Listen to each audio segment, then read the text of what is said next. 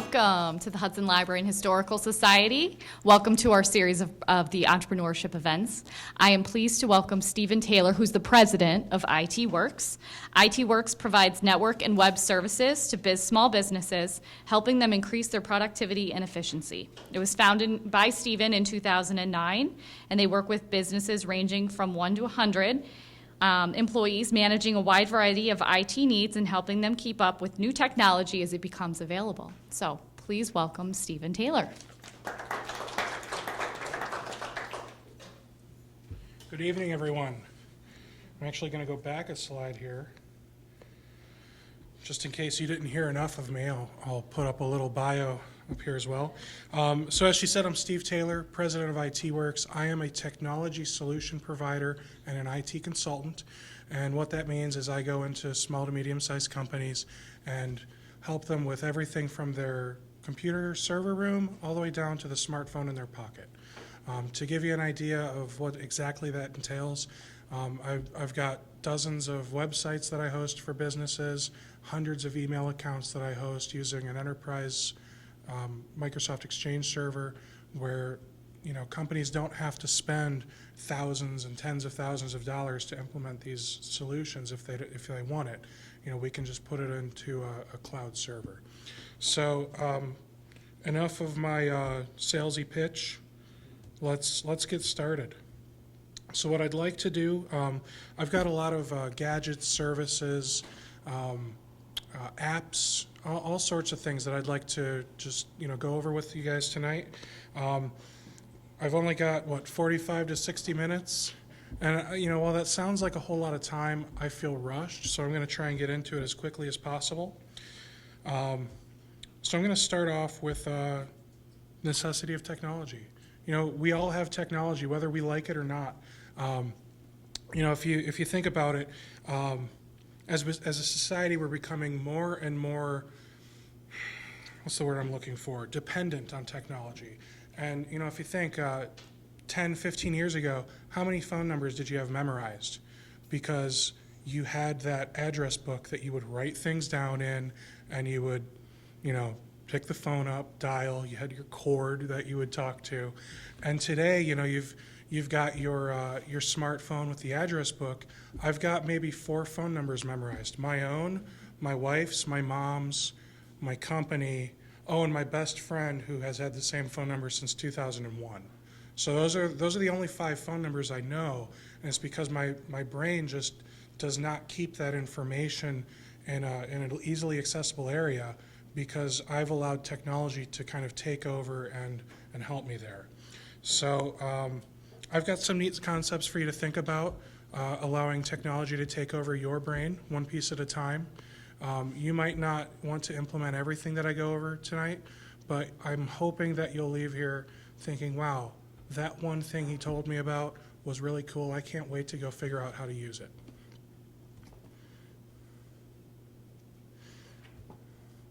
All right, so we're going to discuss some new terms today. One of the new terms is Internet of Things. The Internet of Things is just a term, and you'll hear more about that soon. We're also going to look into some old technology that's been recreated, you see phones and you'll see some watches, and you'll think, yeah, I've had a phone for my whole life, and I've had a watch for my whole life, but they're doing new things, exciting things with all these gadgets. We're also going to talk about how quickly things can go wrong with technology, and how you can protect your business and your data from all the terrible people that are out there in the world.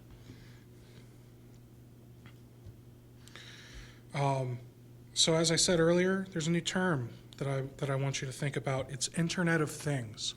And the Internet of Things is it's just a term. That's all. It's not some new gadget, not some new device, not some new phase that kids are going through. You'll often see it abbreviated as IoT, but that's it. So the Internet of Things, simply just a term. Computers are still computers, but with all the new things that are out there being created or recreated to support the Internet, the term was coined to just simply lump everything together. The good news is you probably already know what most of this stuff is. so it's not going to be a huge learning curve for you. So as I said earlier, watches. We've got these smartwatches here by Apple. These here, this is an Apple smartwatch. I'll talk about smartwatches a little bit more later. This here is a camera. This is an IP camera, so you can use this to monitor the security of your business, monitor the safety of your home, or you can even use it just to watch your baby sleep at night in his crib. This here is an HP Stream 7. It's an $80 tablet. HP Stream 7 runs a full-blown version of Microsoft Windows. So with that little 7-inch tablet, you can browse the web, edit your Word documents and Excel spreadsheets, check your mail, possibly work in QuickBooks, depending on which version you use, and more, all from a little tablet. Down here, we've got a Google Chromecast, and if you've never heard of one of those, that is just a really neat little device. It's $35. You plug it into the back of your TV, and it connects to the internet using Wi-Fi, and you can stream Netflix, Hulu, other videos, pictures, music from your phone right onto your TV screen. So those are just some of the neat little gadgets that are out there today. So the Internet of Things is going to simply allow you to become more connected. Take a tablet with you instead of bringing your entire laptop and the mouse and all the other gadgets you have just to keep the laptop running. And with that laptop or with that tablet, like I said, you can edit your spreadsheets, check your emails, and more. Connect your IP camera, use your smartwatch. All these things connect to the internet. That's why it's the Internet of Things.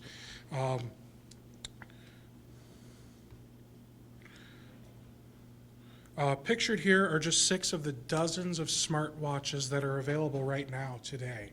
The only exception is this one right here is not actually available today. This is the Apple Watch, but we've got a Motorola, Samsung, Sony, Pebble, and Microsoft Watch all up here on the screen. And they really, I mean, there's some big names that have gotten into the smartwatch industry. They do a lot of cool things. You'll notice a lot of them have the same features. You know, they'll all notify you when you get a text message or when you've got an upcoming appointment, things like that. Some may have heart rate monitors. If you're big into fitness, you might want to look into things like that. Others have speakerphones built in, so that way Apple doesn't have to make one of these little guys, because nobody wants to take off their shoe and talk into it. Am I right? All right. So that was just a quick little blip on the Internet of Things. I didn't want to spend too much time on that just because a lot of that is more on the consumer side, and there's not too much you can do with it all on the business end yet. But there's a lot we can do with smartphones on the business side. And that is, after all, what we're here to learn about, is technology for your small business. So is there anyone here in this room that does not have a smartphone? I have a person that does not have a smartphone in this room. It happened. I didn't believe it would happen, but it happened. All right, so good for you, I gotta say. All right, so you know, the way business is performed these days, you know, everyone in this room just about has a smartphone. We live and die by these gadgets. You know, there's not a day that goes by where you're not using your smartphone instead of a computer simply because you can. And the bad thing with that is, you know, if you forget your smartphone at home, charging on your nightstand or wherever you leave it, and then you go to work for the day, how do you feel for the rest of the day? You feel naked for the rest of the day because you don't have your phone. You feel so disconnected from the world, even though at that very moment you're paying more attention to the world around you than ever before. Am I right? So with smartphones, we all know there are hundreds, yes, hundreds of different smartphone models out there. And we've got Android phones, and Android is just an operating system by Google. Google created an operating system much like Microsoft created Windows. We've got this phone here. This is an Amazon Fire phone. It's pretty much an epic failure, but it's still a neat concept, and I hope that they can improve upon it and make another one later, because it has this. You see this here? It's got this little guy talking, and it's because you need help. You push a little button on your phone called Mayday, and they help you figure out whatever you need help with. It's fantastic. I had the phone. I couldn't figure out how to get to the menu of the internet browser. Of all people, the IT guy couldn't find the menu of an internet browser. So I hit my little Mayday button, and in 15 seconds I had the answer because, Paul from San Francisco helped me. He was English speaking. It was fantastic. And then over here we have, I think we have maybe one person. Show of hands. How many people here have a Windows phone? So two guys, I think. Okay, so you'll see the demographics in this room are pretty true to life. Most people have smartphones. Not very many people with smartphones have Windows phones. How many people here have iPhones? And then Android phones? Okay, so most of the people in the room here have iPhones, which is hit or miss. You might walk into some rooms and most of the people have Androids. You'll actually find that most IT guys prefer Android. I'm the weird guy of the bunch. I actually like to use iPhones myself, because at the end of the day, I don't want to have one more device that I have to fix when I get home.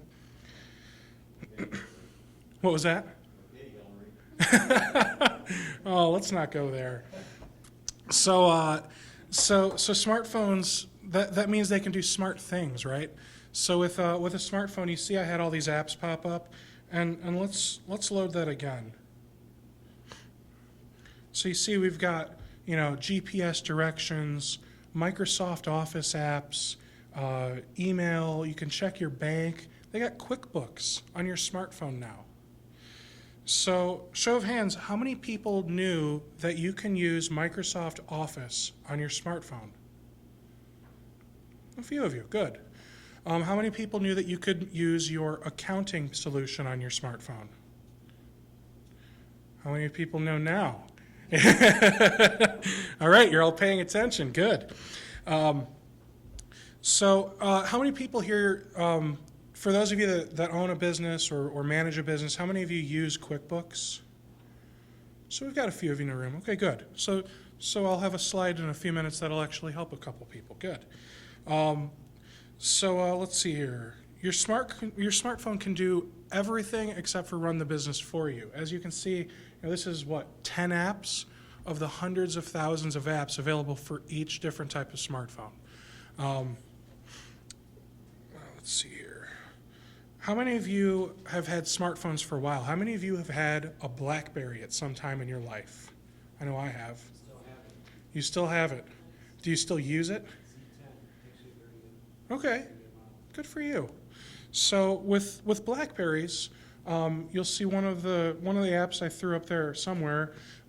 BlackBerry made an app called BlackBerry Messenger for their BlackBerry phones, and I don't know how many of you use that. It was this really bizarre yet secure messaging tool that was built into the BlackBerry. And what they've done is they've taken that tool and they've ported it over to iPhone and Android. Sorry, Windows users. And with that tool, now you have the ability to do similar to what you can already do with Apple Messages. So you can see when somebody read your message. You can see when somebody is typing to you. The great thing about the BlackBerry Messenger is, it was built back in the day, back when everyone had BlackBerries. It was built for the enterprise world. So it's more secure. When you're sending messages, they're actually, I believe it's called triple DES, which is just a ridiculous name for encryption. They're encrypted, all of your messages on BlackBerry Messenger. So if you're looking for a messaging solution to use for your business, maybe you want to communicate with employees, check out BlackBerry Messenger. It's free.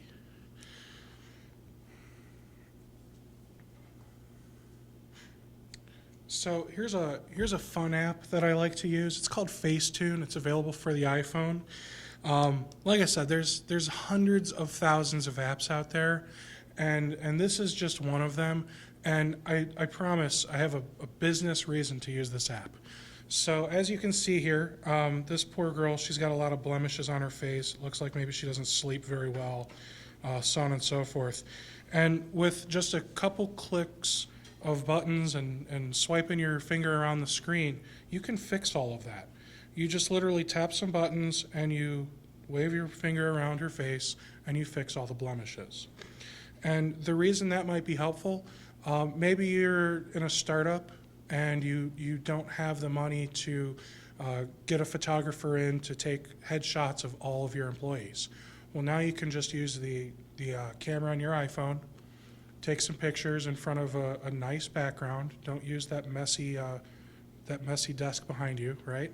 And then you open up Facetune and fix everything. And for you ladies, you'll see here that there's actually a filter that makes your jewelry really sparkle. So, you know, if you're the type to wear maybe a necklace or some earrings in your headshot, and you wanna make people focus more on that than your face for some reason, go for it. Now, I'm not gonna lie, my wife and I, we use this for family photos all the time. We probably take how many 1,000 pictures of a little 3-month-old baby like every hour, and we probably edit 10 of them every day, and then share them with all of our family and friends. It's kind of addicting. So that's just a fun little app for you guys to look into. It's called Facetune. It is available for iPhone and iPad. We talked about QuickBooks earlier. So this is the QuickBooks app for, this one is actually on the iPad, but they also have it on the iPhone. And with the QuickBooks app, regardless of whether you're using QuickBooks Online or QuickBooks on your desktop, you can pay, your monthly service fee to Intuit because, they're going to nickel and dime you for everything because that's Intuit. And you can download, install this app, log into your books, and then you have the ability to create quotes. And you see here, you can have your customer sign off on the quote. You can turn it into an invoice. You can swipe their card, and then you can later on run reports and see how your finances are doing in your business. Are you hitting your goals that month? And everything that I just mentioned, we didn't touch a computer once. We just effectively managed the entire sales process using a smartphone or a tablet.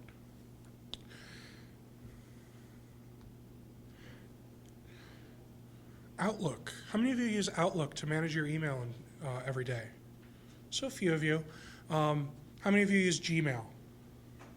A lot more Gmail users. So for those of you that use Gmail, are you using, show of hands if you're using a gmail.com email address for your business?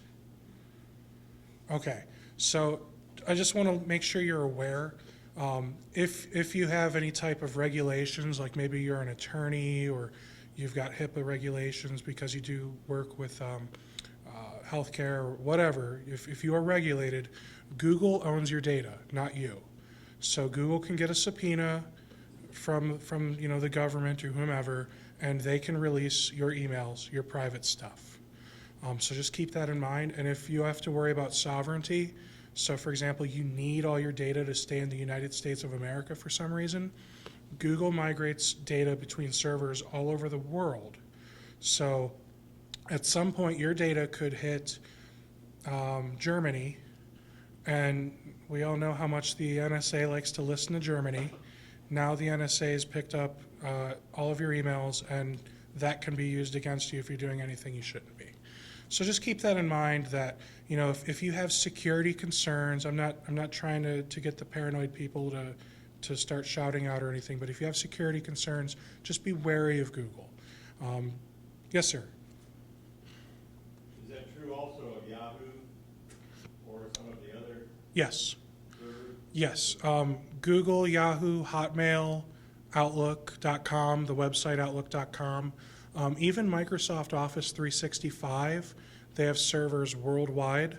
So even though you're paying for an enterprise solution through Microsoft, your data is going all over the place. Yes. Still on MSN. Okay. You tell me what I should be using. If you're interested in using like an enterprise solution for business, I would look at something like Office 365. If you don't have any concerns about data sovereignty or regulations, just get Office 365. I'm a Microsoft partner. I help clients get Office 365 all the time. It's a very easy process once you figure out which of the 75 SKUs you need. If you're not a Microsoft fan, then pay for Google Apps. So there's a tool called Google Apps or Google for Work, Google for Business, whatever they're calling it that week.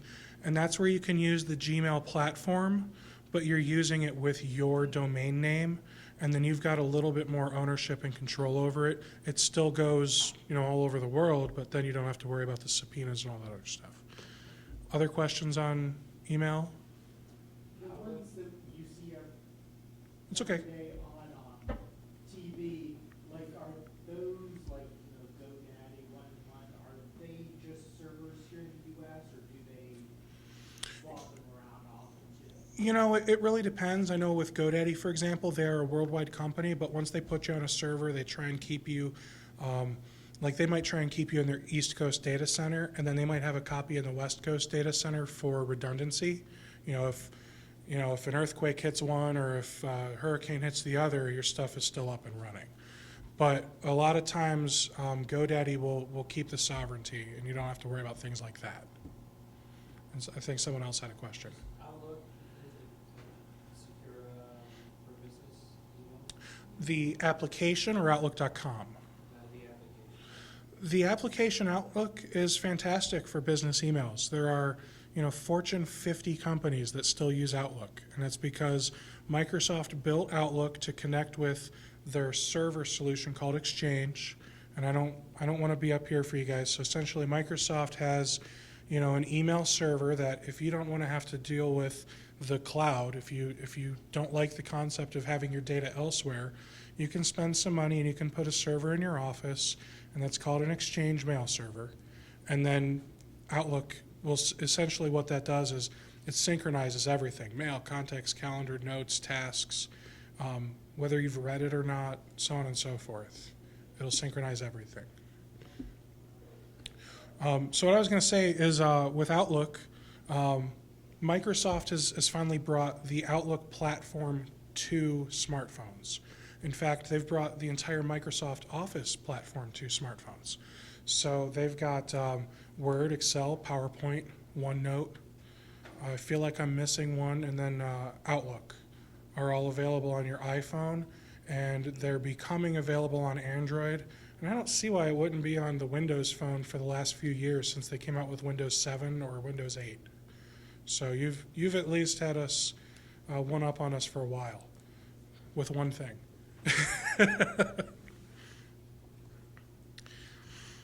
All right, so any questions on other apps? Anything that maybe you wanted me to go over? Are you raising your hand? Oh, yeah. If you would want your own the emails at your office, what kind of speed, would you need any kind of speed, certain minimum speeds and things or no? It really depends on the volume of emails and the number of attachments you're getting.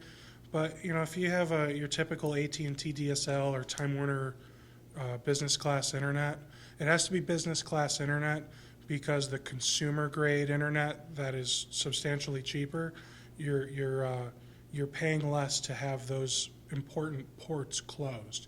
So they actually prevent your server from getting emails. So as long as you've got business class email, that's really the bulk of it. Say that again.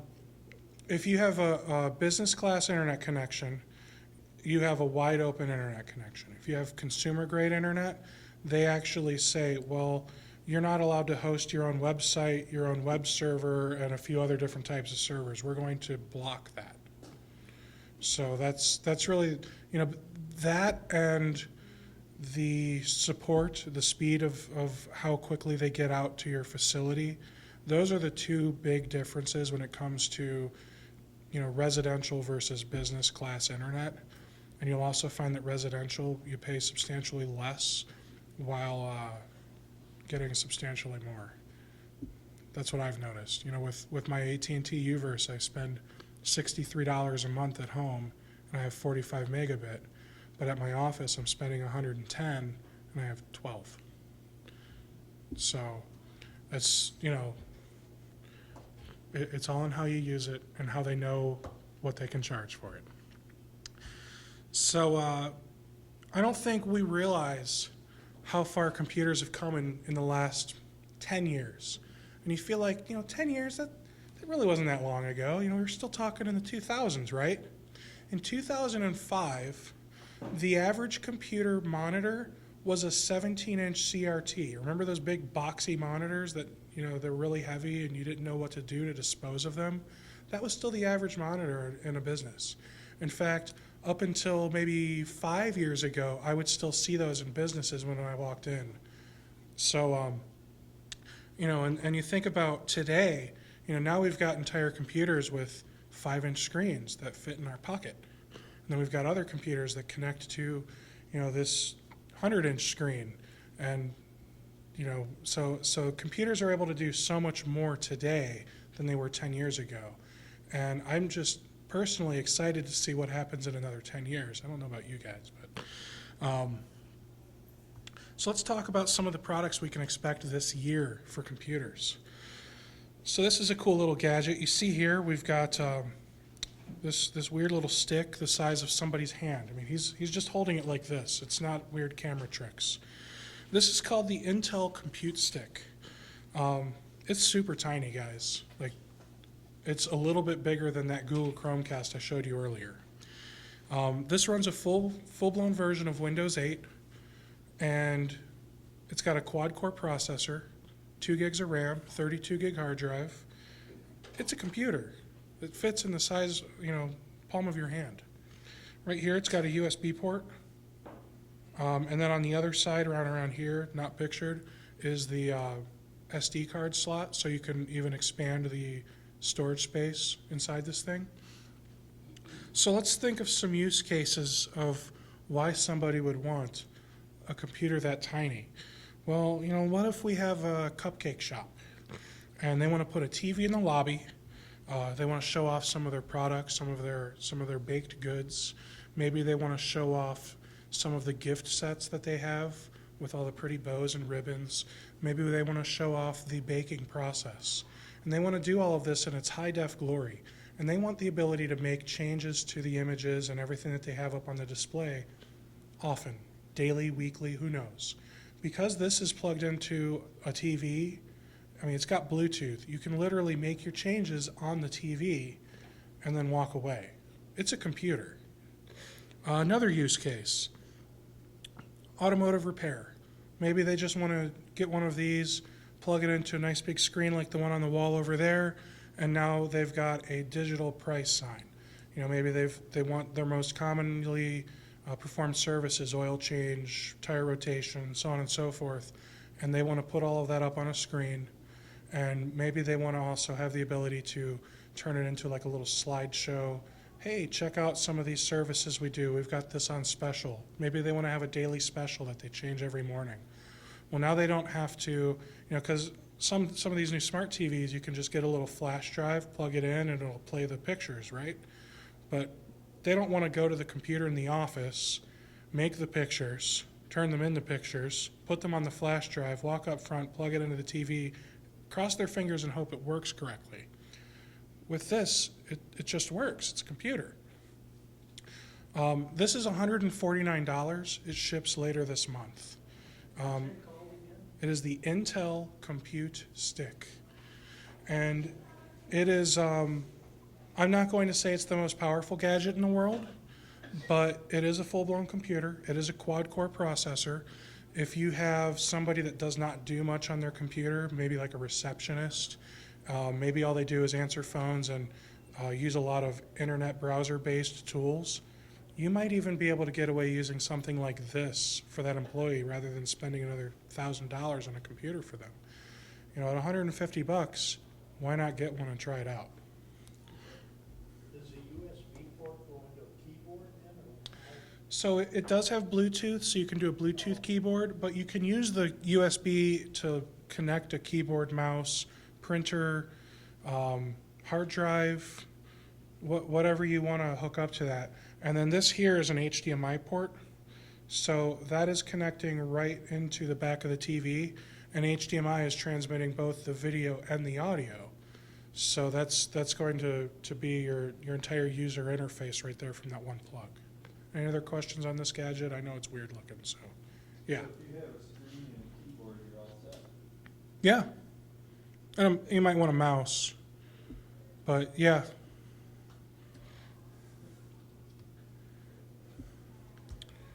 Windows 10. How many of you here have heard of Windows 10 yet? A few of you, good. So Windows 10 is coming out later this year. And you're probably wondering what happened to Windows 9. Nobody knows. I think Outside the box, they kind I think they just wanted to separate themselves from Windows 8 as much as humanly possible. So let's just skip a number. So Windows 10, they're doing a few things. So with Windows 8, let's back up. Windows 8, they had two different versions of Windows 8. Windows 8 and then Windows RT. So how many of you have heard of Windows RT? Not very many. That sounds confusing probably for those of you that haven't. Because when you go out and you buy a gadget that looks like mine, I'd pick it up and show you. I will later because it's connected to everything. But when you buy one of these, it's called a Microsoft Surface. You know, when you hear it's got Microsoft Windows on it, you just assume everything that you need to do it'll do it. But that's not the case with Windows RT. So if you went out and bought one of those Surface RTs or even the newer Surface 2, not the Pro, just the Surface 2, what they did was they installed this dumbed down version of Windows, and it was kind of like a tablet-only interface. And what they were doing is they're selling these tablets for $500 and trying to compete with iPads. And it was an epic failure, and they know it. So what they've recently done was they're and I'll show you guys in a minute. They're releasing Windows 10, and they're getting rid of this whole separate operating system thing. They've learned from their mistakes, and they're simplifying everything. It's, as it says here, one product, one platform, one store. So your one Windows store, you can access all the apps on your Windows phone that you can on your Windows tablet, that you can on your Windows desktop.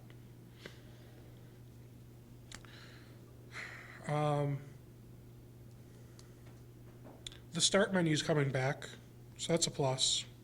How many of you are using Windows 8 today? How many of you despise Windows 8 today? All of you, good. Is it because when you click the Start button, it doesn't do what you think it should do and what it's done for the last, 20 years?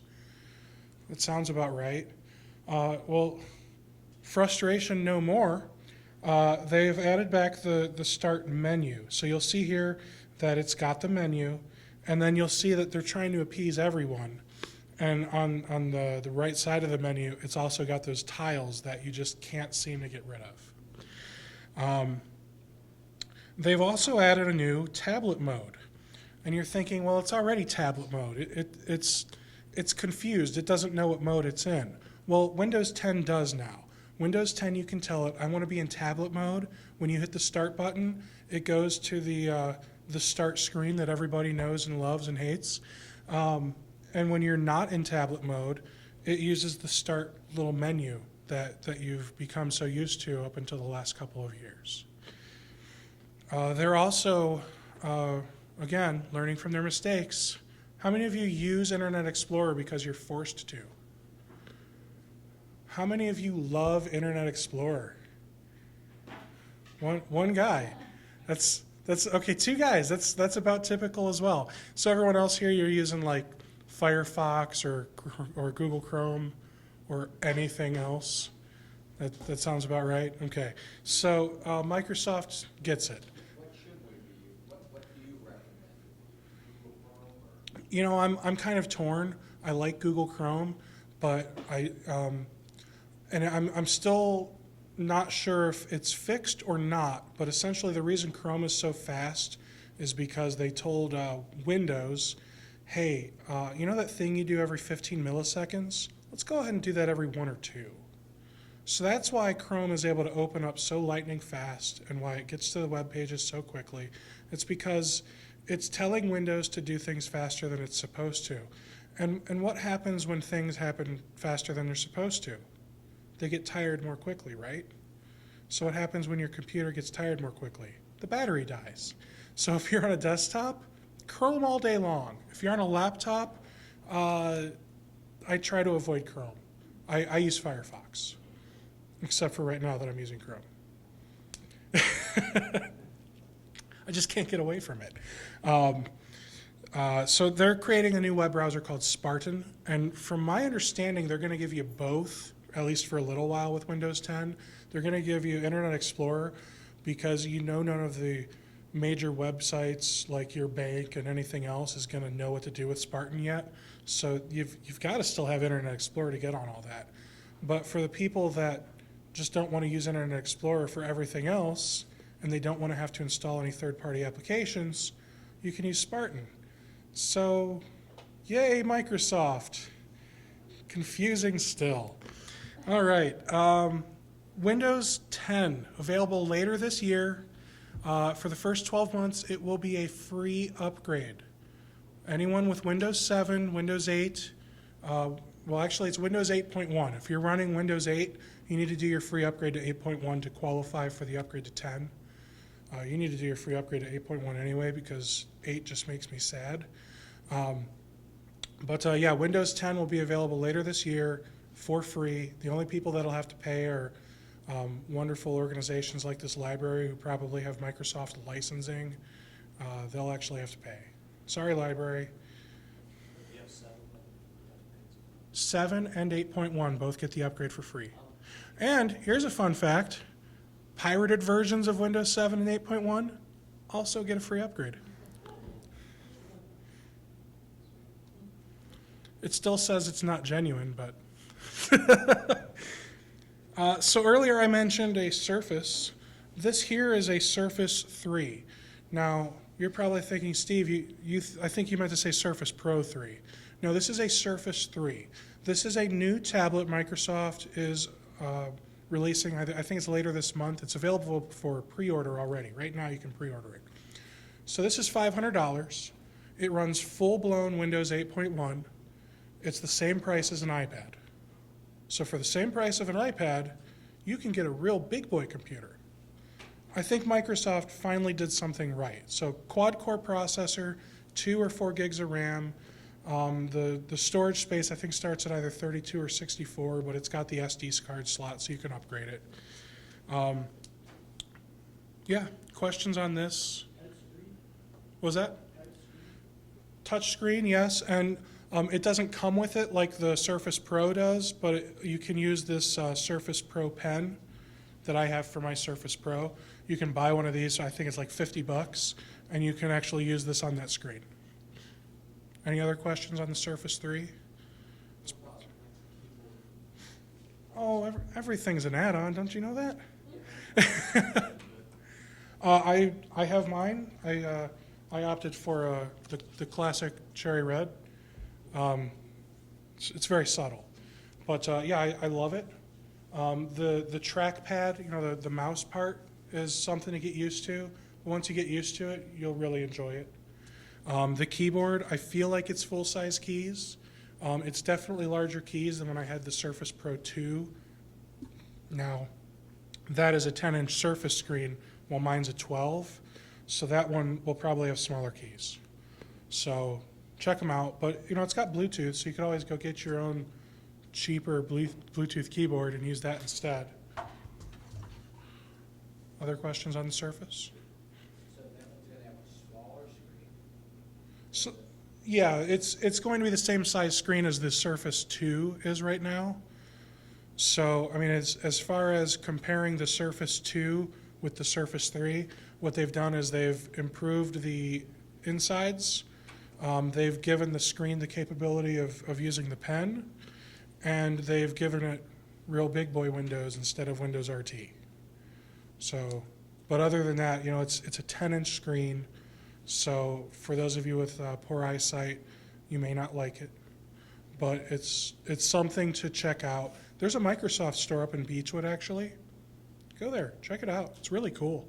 They've got a screen the size of that wall, and they won't tell me how to purchase it, but I want to.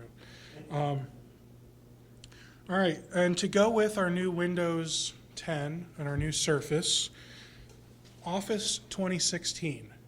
Now, from what I can tell, Office 2016 is really just, refreshing the user interface so that way it will be more compatible with Windows 10, whether you want to be in tablet mode or desktop mode or whatever other modes Microsoft comes up with.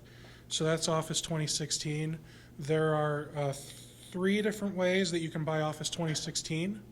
There's the product key card, which is the cheapest method for as far as total cost of ownership, but that one is stuck with that computer. So if you buy the product key card version of Office, it's for that computer. There's no migrating it elsewhere.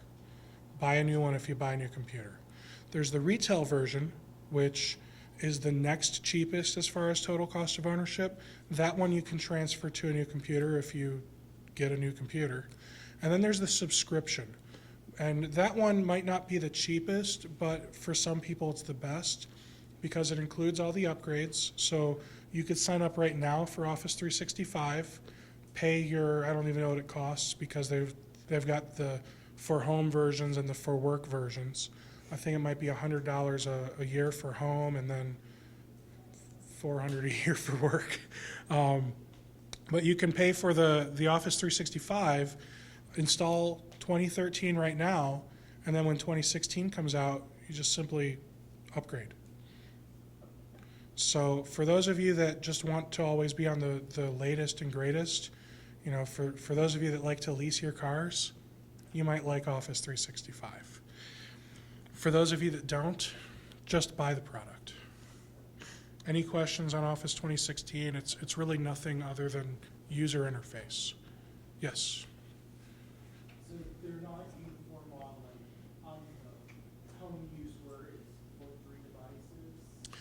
So actually, if you want to get into it, they've got 4, let me look at my notes because I actually have the answer. So they've got personal and home. Personal is for you, 1 device. Home is for you and your family, 5 devices. And then there's also the free Office Online, so you can essentially use Word, Excel, PowerPoint, blah, blah, blah, on the internet for free. Now keep in mind, that is not commercial, so you're not permitted, based on their terms of service, to use that for work or for profit. If you want to use Microsoft Office for profit, you're stuck with Office 365 for business. And that's the one that has, like no joke, 75 SKUs trying to figure out which one you need. I'm a Microsoft partner.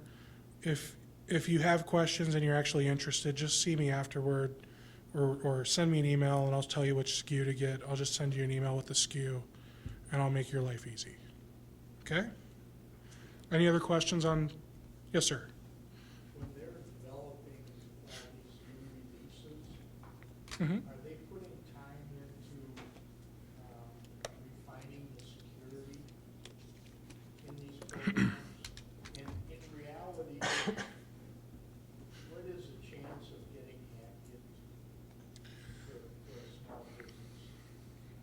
Well, to answer your first question, simply yes, they're putting time in fixing security patches, and that's something they're already doing with Office and Windows because as long as you're doing your Microsoft updates on your computer every week, they've got Super Tuesday, Patch Tuesday.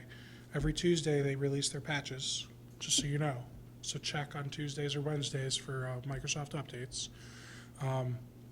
Or check on Friday if you want to let all the other guys do it first. See what breaks for them and then do it. Let's see. Okay, so then your other question was, how easily can you get hacked? I guess it depends. How much do I want your data? How many people that have your could you hack into someone's computer easily? Yes. And of people that are in your business, feel like he's about to put me on the spot. How many other IT guys are as great as you? Exactly. I will not tell you I'm the greatest IT guy. You know, I'm 31. There's guys that are far older, far wiser. They've been doing this far longer. Can other guys hack your stuff? Yes. There's also a thing called black hat hacking, and that's actually, my wife and I just went to a great seminar a couple weeks ago about black hat hacking. And black hat is kind of when you are doing things illegally just because you want in. So I'm actually going to talk about a threat in a little bit, and I'm going to show you how easy it is to cripple a company because people don't pay attention. That's the beauty of it. So, and that's actually what I'm going to get into right now, disaster planning. So there's all sorts of different reasons to prepare for the worst. You know, here in Ohio, we've got fires, floods, burning rivers, tornadoes, and then you could also have malicious ex-employees. You know, maybe you forgot to disable their account, they log on, delete some files you need. Maybe you've got some not so intelligent current employees. They accidentally deleted some important files. And then there's also the viruses, ransomware, malware, everything elsewhere. And that also falls into the not so smart employee realm. So here's one that's called CryptoLocker. How many of you have heard of CryptoLocker? How many of you have ever seen this screen on your computer? Come on, be honest.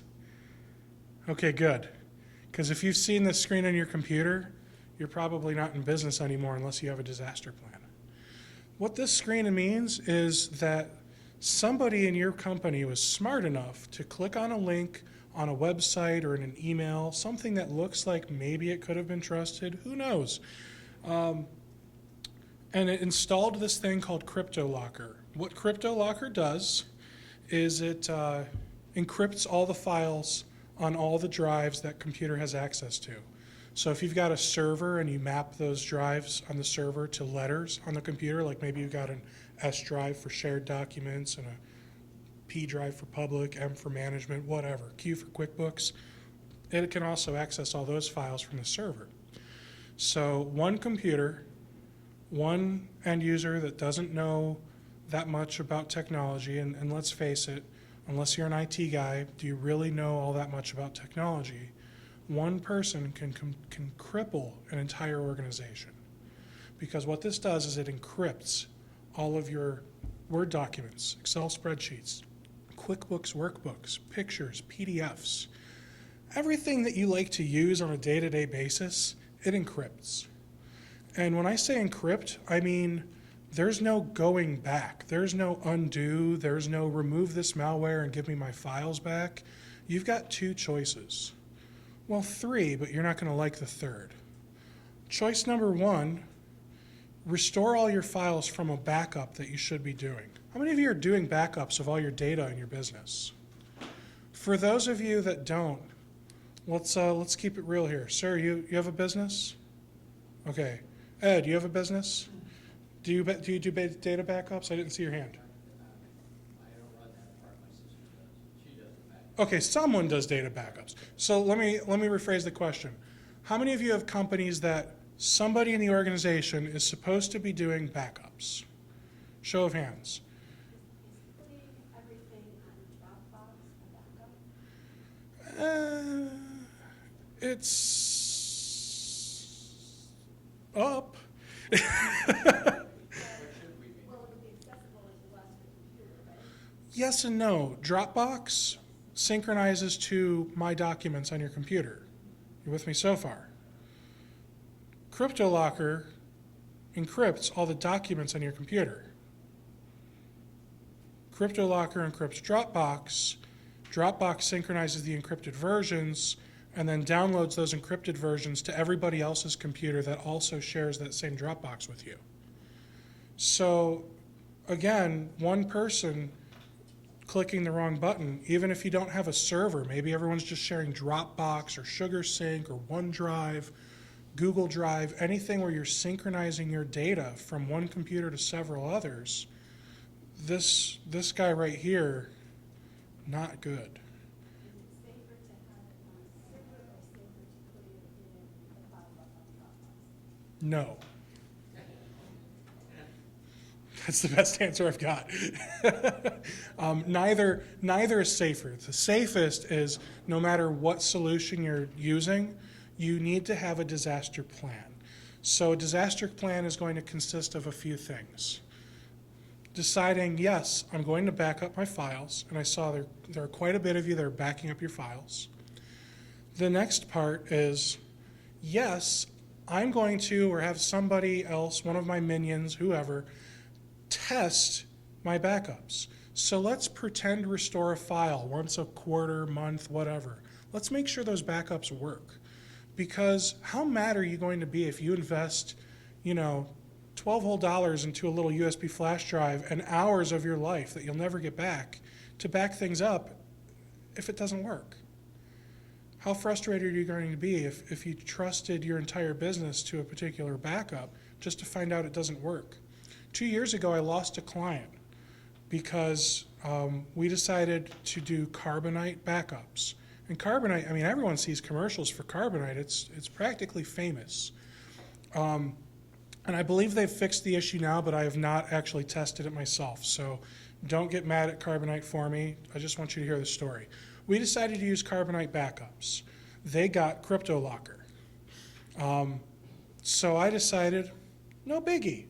I'll just restore the backups from Carbonite. And then it dawned on me, Carbonite's great for when your computer crashes, not for when something bad happened 4 days ago and nobody told me until now. And the reason for that is because Carbonite, you can't log on to the system and say, I'm going to restore this back to January 30th at 12 p.m. Carbonite doesn't give you that option. It gives you, let's restore all your files as they were last backed up, and that's it. If you want to restore data back to an earlier time, you have to call Carbonite. It took me 5 weeks to get that company's data recovered from Carbonite. Was it my fault? Maybe, because I agreed with them, sure, let's use Carbonite. But it was also Carbonite's fault for not having a solution in place to allow people to restore various versions of files. And I'm talking like entire folders, various versions. They give you the ability to restore like one version back or whatever of individual files, but not of entire folders. You had a question? Or did you not? Years ago, I worked at companies that once a day, they would have someone, do a backup on the computer, and they would have like 7 backups, and they would just rotate it Monday, Tuesday, Wednesday. They probably look like tapes. Yeah. Yeah, tapes are by the wayside now, but you can still do that using similar backup software with your server. You can still accomplish that using USB hard drives. Yeah, tapes are still sold, but I don't think that they're going to continue to be a solution for much longer. There's just too much data on disks these days for a tape to be worthwhile. I mean, each tape, the largest tape I'm aware of, and again, this is as of like 7 or 8 years ago, the last time I used a tape, was 400 gigs. I mean, if you think, the server I just installed for a client has 3 terabytes, and it's already half full. So, yeah, tapes aren't always the best solution, but that does bring up a good point. You said they've got like 7 tapes they rotate between, and that's probably because all the data would fit on one tape, and they were giving themselves various versions. So if something bad happened yesterday, we'll just get the 2 days ago's tape. So if you get the right backup solution, check out, you might want to write this down, Crash Plan. And Crash Plan, because you want to have a plan for if you crash, right? Crash Plan is reasonable. I think it's a little more expensive than Carbonite. It might be around $60 to $100 a year, but it backs up that one computer or server for you, unlimited data, unlimited version history. I like Crash Plan. It's great for file backups. If you need to back up things like databases and more advanced stuff, talk to me afterwards. We can talk about that kind of stuff. Yes? I have a Seagate, it's connected to the Wi-Fi. Mhm. And so it backs up Mhm. That's for my personal computers as well as my business computer. Is that something that can be, that could disrupt? It depends on how the Seagate is seen on that local computer. So if the local computer sees that Seagate drive under like this PC or my computer, depending on which version of Windows you're using, then there's a very good chance that this would affect you. So if something like that happens, that's why I like to look into cloud backup solutions, because it doesn't matter whether something encrypts all of your drives locally. For example, if you had like a USB hard drive that you're plugging into your computer and backing things up on, that's probably going to be the E or the F drive. Everything's going to get encrypted. You're up a creek at that point. I thought that the purpose behind what I bought was to be on the cloud so I could, treat it. There are some consumer levels like Seagate, Western Digital, blah, blah, blah, that you hook it up to your internet connection or somewhere in your network. You open up a port in your router probably, and then from anywhere you can access the files on that drive. But that still doesn't help you if you have a problem at home where that drive lives and something happens to that drive because something happened to you, you still are just going to lose everything.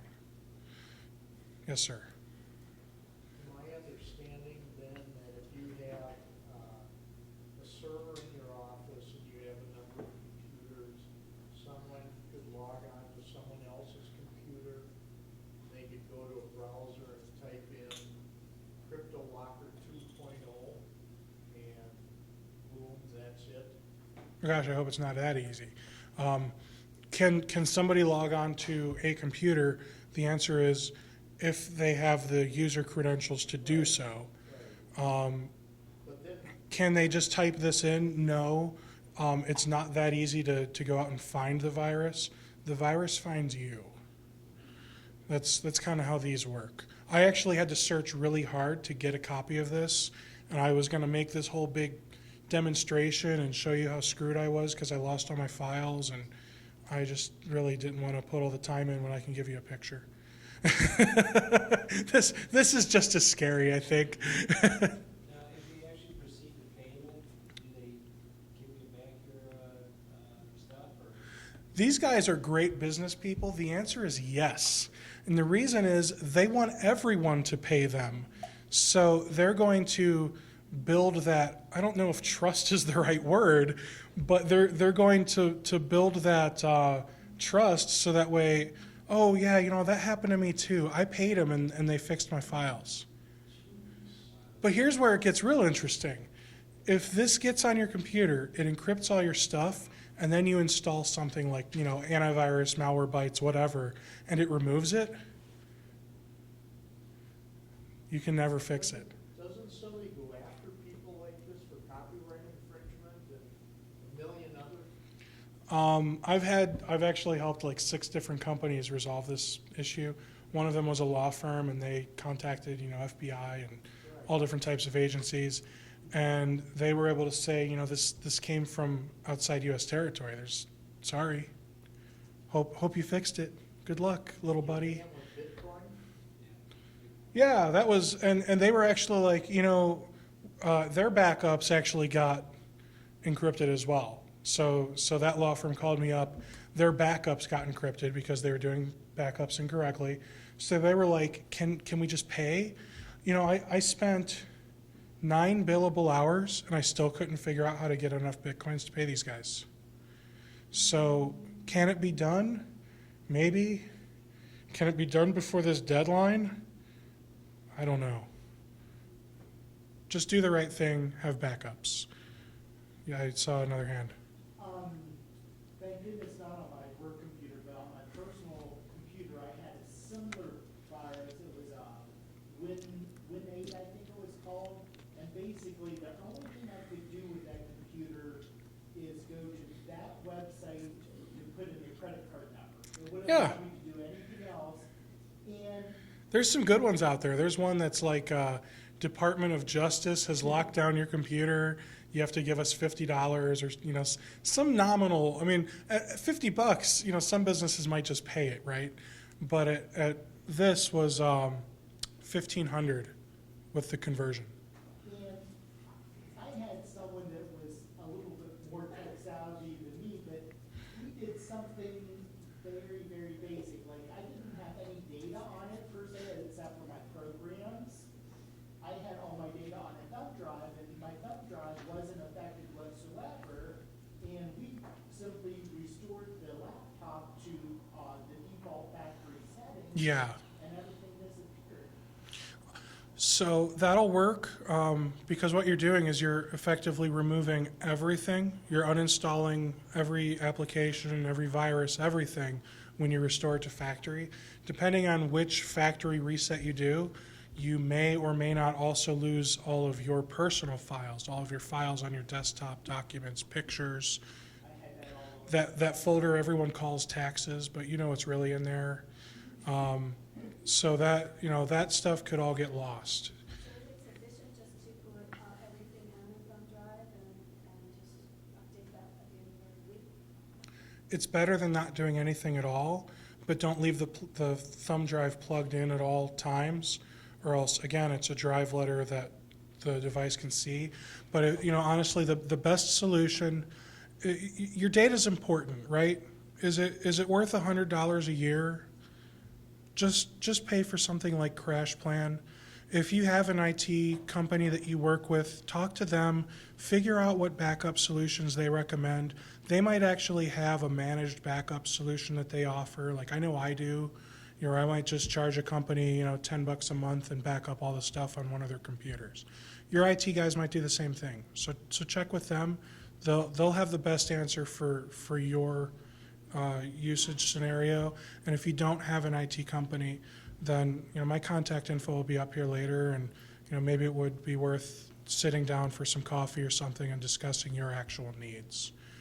Because I know we gotta wrap up here real soon. I want to get a couple of volunteers. This is going to be really fun. So I need a couple people that own the business and have employees. Is there anyone here is there anyone here that owns their business?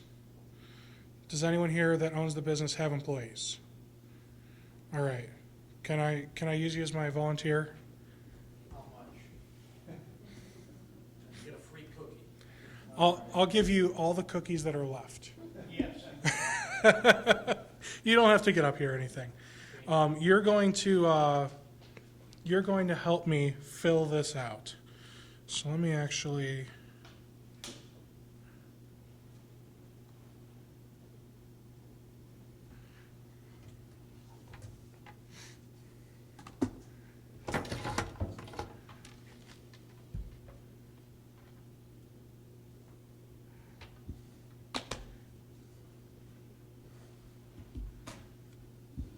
There we go.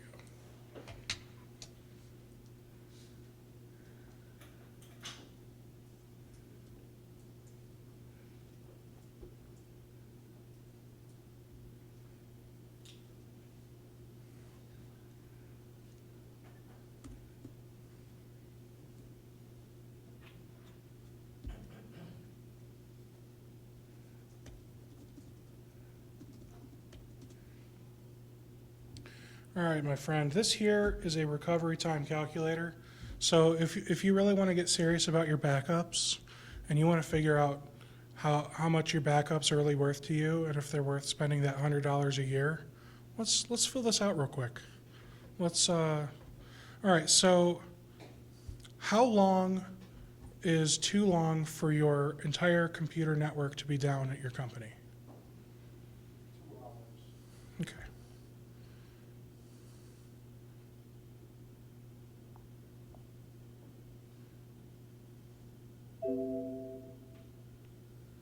You don't need to hear any of that, right? All right. How far back is too far back? If you had to revert back to a couple days ago or a week ago, or if you could only go back 12 hours, how far back is too far back for as far as like data loss? 10 years. Really? Statute of limitations. Oh, I'm sorry, let me rephrase.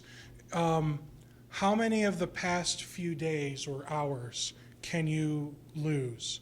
Like, I can save everything before that, but if I say, Okay, we're going to lose the last couple hours of work or last week or I would say 5 days. 5 days, 5 times 24, quick. 120. Okay. Do you know roughly how many gigs you have on your, I do not. let's just keep it at 250. That looks like a safe number. How often do you currently back up your computer systems? I believe every day. Okay, so every 24 hours.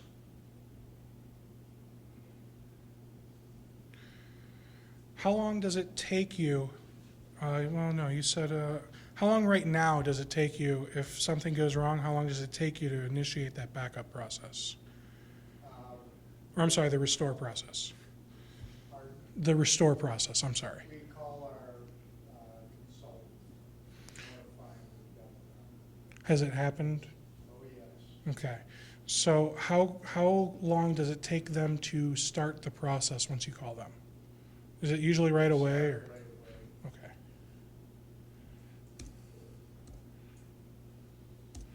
I'm gonna change that to 2 minutes because we gotta have something. Do you know if you store all your backups, do they store it in the cloud somewhere? It's on a local network, Okay. How many employees do you have? 5.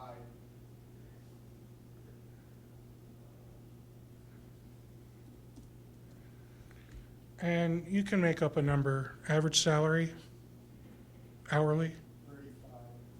okay? Do you know the overhead costs on top of the salary?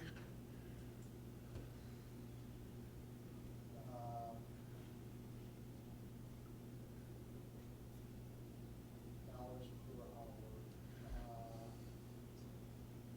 hour. I know, a lot of strange questions, but, Oh, that's okay. Let me just run a number here. okay. Well, this is above and beyond, so if for example, you have unemployment and all that stuff, that would be above and beyond what you're actually paying them. Is that how, okay, I don't have employees. Just say 10, okay, we'll just say 10. That looks good. All right, and then, sorry? What did you say? Oh, we just put in 10, that sounded reasonable. It's gonna be much more than that. You think so? Yeah, Okay, do you want to just make it equal? yeah, it's usually about equal to the wage. Okay, and then, how much revenue does each employee make you roughly per hour? Now let's see.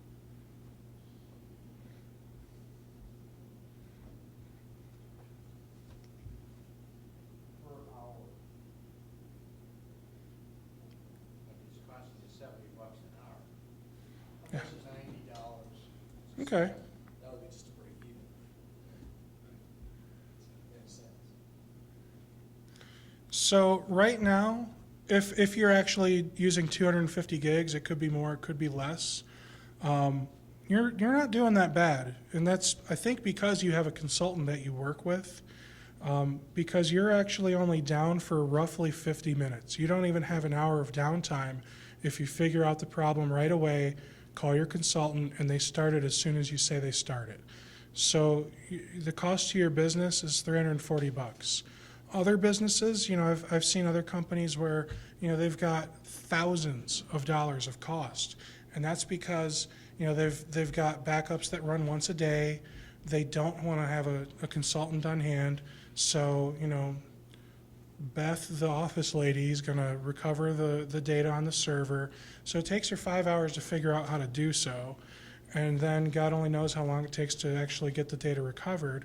So by the time everything's done, they've lost, a day of productivity, if not more. That's a very interesting number because my consultant wants to have us put him on a retainer on a monthly basis, and I'm glad to see that number as well. Glad I could help. And this was us just ballparking a lot, but this is a calculator. I mean, I didn't have to log on to get to this calculator. The URL to this calculator is right here, It's tools.datto.com/RTO, and that's Really good information. yeah. So if anybody here is interested in figuring out what it actually costs them to have downtime and to recover everything, back to how it should be, go to that website. You might be surprised. Maybe it's higher than you thought. Maybe it's lower than you thought. I'm glad that it sounds like you're doing things well, sir. All right, I've got 2 more slides. That's it. So I'm not even going to bother going back into it because it will yell at me. So I'm just going to zoom. There you go.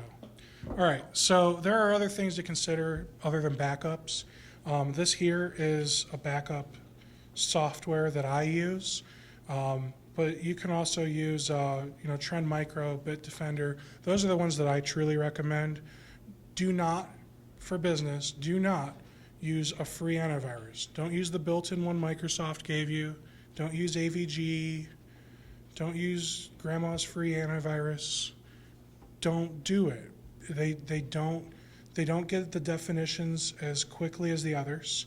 They don't dig as deep into your computer. They're not usually going to scan real-time processes. They're just going to look at the files in the background. So if you want an antivirus that's actually going to protect you, look at Trend, look at Bitdefender, or contact your IT consultant, like this fine gentleman here has. Contact them and say, hey, what do you offer? Because instead of spending, $50 per computer all at once up front, your IT guy might be able to say, I can get you antivirus for $3 a month because they have access to licensing like that.